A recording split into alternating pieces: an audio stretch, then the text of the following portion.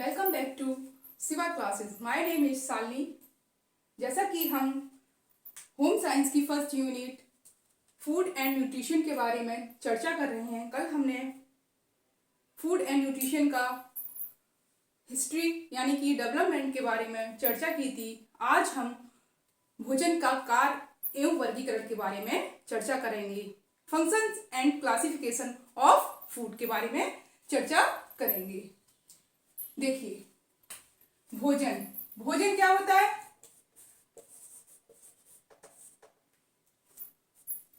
लोग कहते हैं कि बस पेट भरने के लिए खाना खाना चाहिए। ऐसा नहीं है। भोजन ऐसा होना चाहिए जो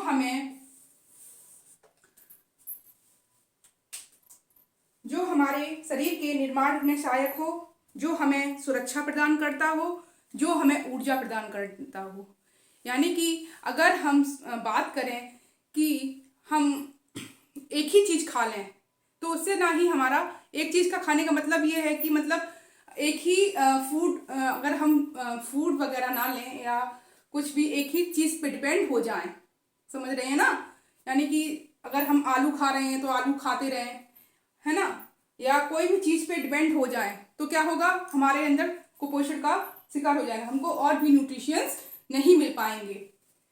तो भोजन जो होता है ना, भोजन ऐसा होना चाहिए, बैलेंस डाइट ऐसी होनी चाहिए जिसमें हमारा तीनों चीज शामिल हो। कौन कौन से?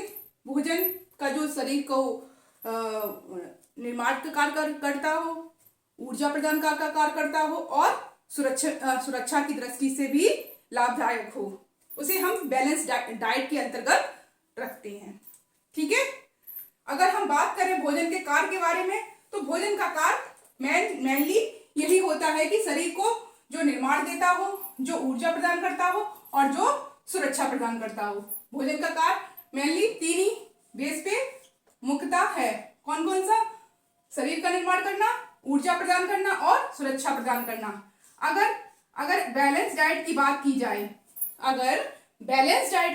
जाए, तो संतुलित आहार की बात की जाए तो संतुलित आहार यानी कि वह आहार होता है जिसमें कि शरीर निर्माण में सहायक होता है, जो ऐसा न्यूट्रिशन होते हैं जो शरीर के निर्माण में सहायक होते हैं, जो ऊर्जा प्रदान करने वाले होते हैं, जो सुरक्षा प्रदान करने वाले होते हैं, वो संतुलित आहार के अंतर्गत आते हैं।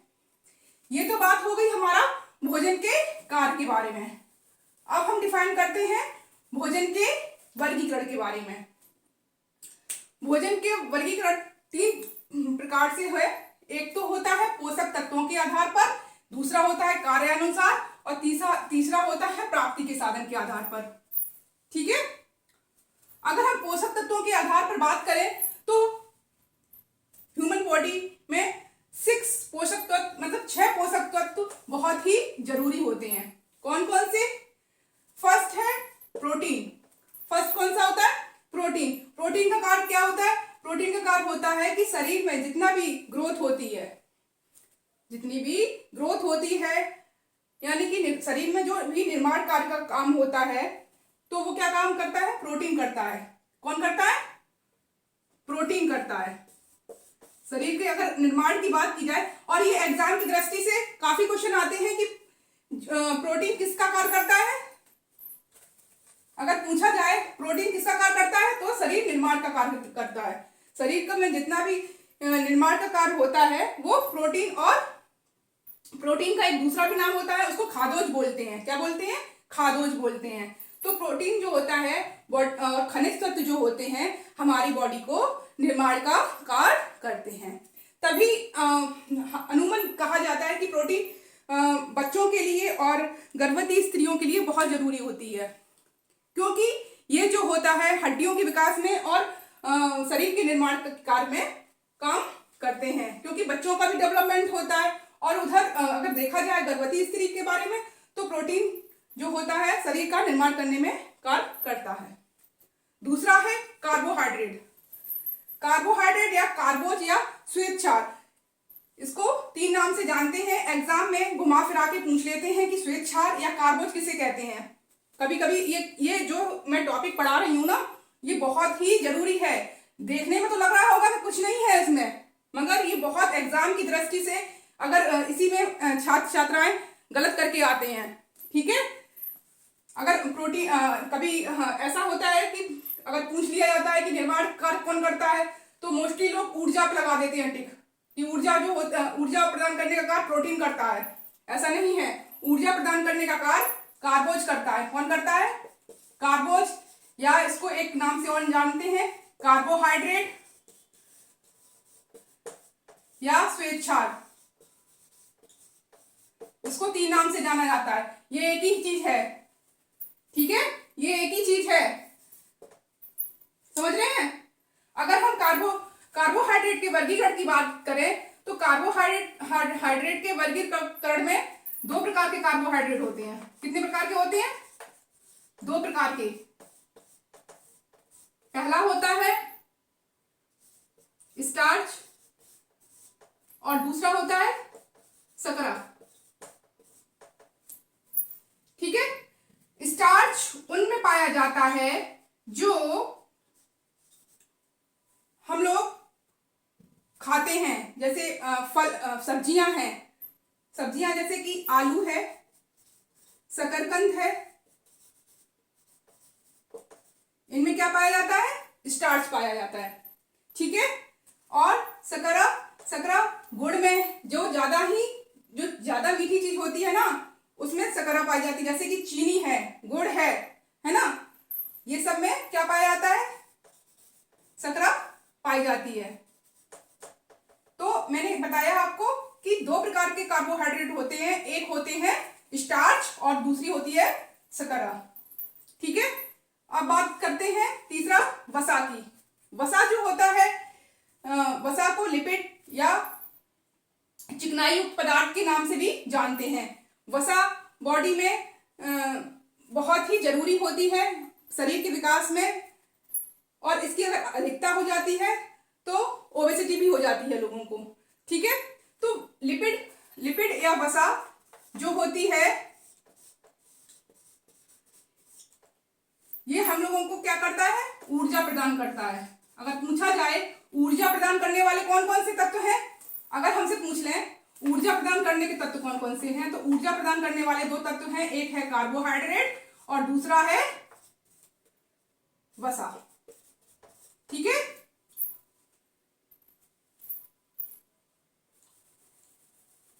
नंबर 4 है विटामिन।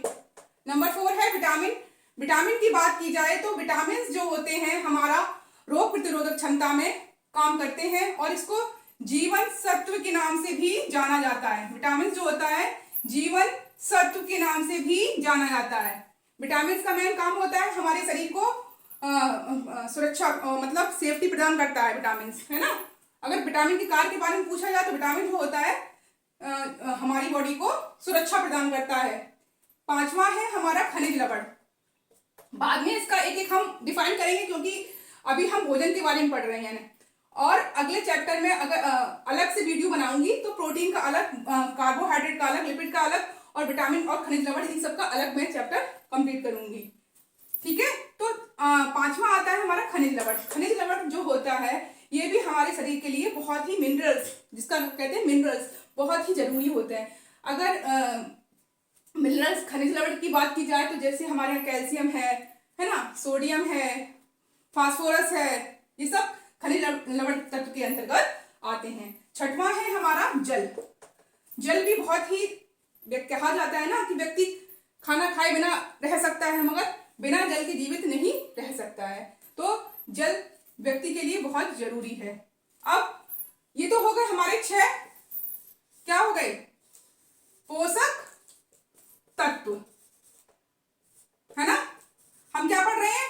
भोजन का वर्गीकरण। क्या पढ़ रहे हैं?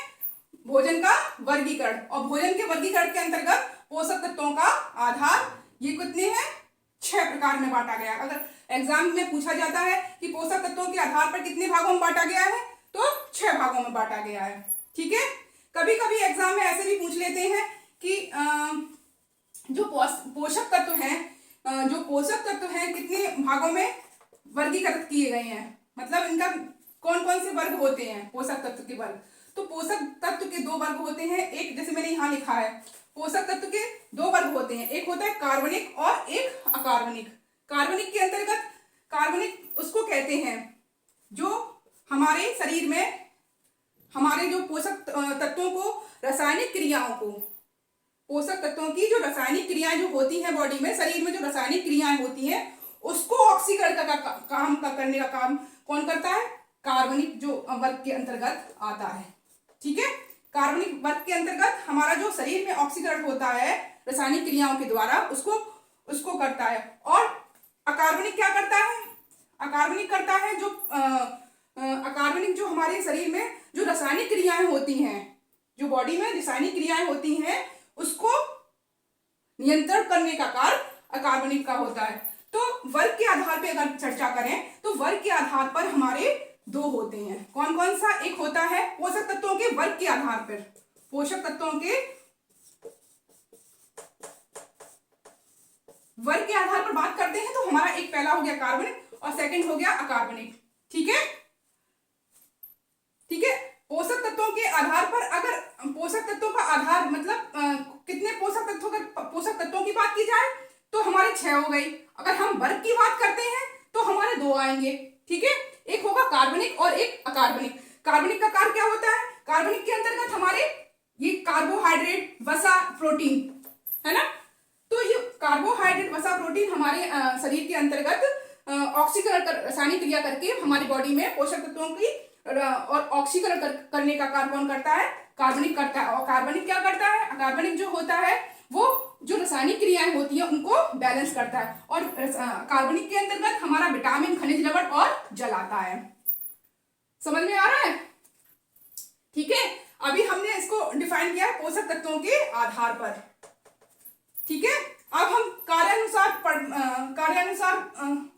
समझते हैं कि जो सेकंड है हमारा भोजन के वर्गीकरण के अंतर्गत, कार्यानुसार के अंतर्गत। तो कार्यानुसार के अंतर्गत हमारा जो ऐसे पोषक तत्व जो हमारा शरीर को निर्माणकारी तत्व के अंतर्गत जो आते हैं, ऊर्जा प्रदान करने के अंतर्गत आते हैं और जो हमें सुरक्षा प्रदान करते, जैसे कि मैंने कि इसमें पढ़ाया था भोजन का कार्य के अंतर्गत, कार्य से कार्यात्मक बन गया है ना, जो हमारी बॉडी में कार्य का काम करें। तो जो हमारी बॉडी में कार्य करते हैं यानी कि जो तो वो होता है प्रोटीन, जैसे कि मैं पहले बता चुकी हूँ, खनिज लवण और कैल्शियम। ठीक है, तो कैल्शियम का मेन काम क्या होता है? कैल्शियम का मेन काम होता है कि हमारे दांत और हड्डियों को मजबूत रखने का काम करता है। और ये जो कैल्शियम जो होता है, कैल्शियम और प्लस फास्फोरस, कैल्शियम और प्लस फास्फोरस से क्या बनता है?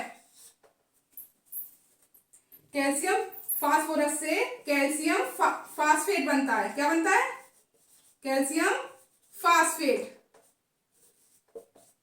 और ये कैल्शियम फास्फेट हमारे लिए, बॉडी के लिए बहुत ही जरूरी है, हमारी हड्डियों के लिए और दांतों के लिए जो कैल्शियम फास्फेट बहुत ही जरूरी है। और ये एग्जाम में पूछा जाता है कि कैल्शियम फास्फेट क्यों आवश्यक है, और अधिकतर एक ना एक क्वेश्चन जरूर आता है कैल्शियम फास्फेट से संबंधित। ठीक है, कैल्शियम और फास्फोरस के मिलाने से क्या बनता है? Calcium phosphate. और कैल्शियम फास्फेट किस लिए जरूरी है? कैल्शियम फास्फेट हमारे दांतों और हड्डियों के लिए जरूरी है। नेक्स्ट है हमारा आयरन। आयरन जो होता है हमारे हरे पत्तेदार सब्जियां जितनी भी हैं उसमें आयरन की कमी से अनीमिया रोग हो जाता है, वो तो सब नॉर्मली जानते हैं। और आयरन बॉडी के लिए जो शरीर में निर्माण का काम करने का काम कौन करता है? आयरन करता है, प्रोटीन करता है, खनिज लवण और आयोडीन। आयोडीन भी हमारे शरीर के लिए, बच्चों के लिए और गर्भवती स्त्रियों के लिए आयोडीन कहा नहीं जाता, आयोडीन बहुत जरूरी है। तो आयोडीन, अगर आयोडीन की कमी होगी तो बच्चे का शारीरिक और मानसिक विकास अवरुद्ध हो जाता है और बच्चा सही से ना ही डेवलप कर पाता है। तो और आयोडीन बहुत ही व्यक्ति के लिए जरूरी है। अगर हम बात करते हैं ऊर्जा प्रदान करने वाले कार्य, मैं आपको बता चुकी हूँ पहले ही कि जो कार्बोहाइड्रेट या शर्करा है वो हमें ऊर्जा प्रदान करते हैं। कौन से 2 तत्व करते हैं? शर्करा, स्टार्च हो गया हमारा, शर्करा और स्टार्च, ये दोनों ही रूप हमारे कार्बोहाइड्रेट के हैं। है ना। तो ये ऊर्जा प्रदान करने का कार्य कौन करता है? शर्करा और स्टार्च। मैं जैसे कि पहले मैं आपको कार्बोहाइड्रेट का वर्गीकरण करके बताया था ना, तो उसी के बारे में है, जो ये हमारे शरीर में ऊर्जा प्रदान करते हैं, है ना। और वसा जो होता है, वसा भी हमारे शरीर को क्या करता है? ऊर्जा प्रदान करता है। तो ये हो गया, पहला हो गया हमारा निर्माण के आधार पर, दूसरा हो गया ऊर्जा प्रदान करने के आधार पर, तीसरा हो गया सुरक्षा, तीसरा है हमारा सुरक्षात्मक। अगर सुरक्षात्मक दृष्टि से देखा जाए, है ना, तो हमारा जो विटामिन हैं और जो खनिज लवण हैं हमारी बॉडी को क्या करते हैं? क्या करते हैं? सुरक्षा देते हैं, है ना। सुरक्षात्मक बोले जाते हैं विटामिन और खनिज लवण। ठीक है। अब नेक्स्ट है प्राप्ति के साधन के आधार पर। प्राप्ति के साधन के आधार पर दो, इसमें भी दो है, एक है वनस्पति जगत से प्राप्त और दूसरा है पशु जगत से प्राप्त। प्राप्ति के साधन मतलब जो भोजन कहाँ से मिल सकता है, तो वो दो प्रकार से मिल सकता है प्राप्ति के साधन के आधार पर। एक होता है वनस्पति जगत और दूसरा होता है पशु जगत।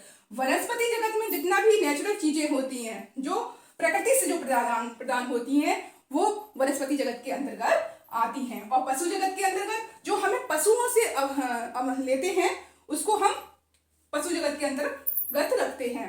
ठीक है। तो वनस्पति जगत की अगर बात की जाए, तो वनस्पति जगत के अंतर्गत हमारे अनाज हो गए, है ना, फल और सब्जी हो गए, और मेवे हो गए, औषधियां हो गई, औषधियां यानी कि मेडिसिन, है ना, ऑयल हो गया, गुड़ हो गया, ये सब हमारा वनस्पति से मिलता है। ठीक है। और जो पशु जगत से मिलता है, तो पशु जगत के अंतर्गत हमारा दूध है, अंडा है, मांस है, मछली है, शहद है ना। दूध, अंडा, मांस, मछली, शहद, ये हमारा किससे मिलता है? पशु जगत से। तो आज मैंने आप लोगों से भोजन का कार्य और भोजन का वर्गीकरण के बारे में डिस्कस किया, और ये एग्जाम की दृष्टि से बहुत ही महत्वपूर्ण टॉपिक्स हैं जो मैं आपको बता रही हूं। और ये अमूमन लोग गलती इसी में करते हैं, और मैं जो भी टॉपिक पढ़ा रही हूँ बहुत ही एग्जाम की दृष्टि से बहुत ही महत्वपूर्ण क्वेश्चंस हैं। ये जरूरी नहीं है कि होम साइंस में ही आए, ये अदर एग्जाम में भी इस टाइप के क्वेश्चन पूछे जाते हैं, और छात्र छात्राएं इसमें गलत करके आते हैं अक्सर। ठीक है। तो आज का सेशन यही खत्म करते हैं, मिलते हैं नेक्स्ट क्लास में। थैंक यू, नमस्कार।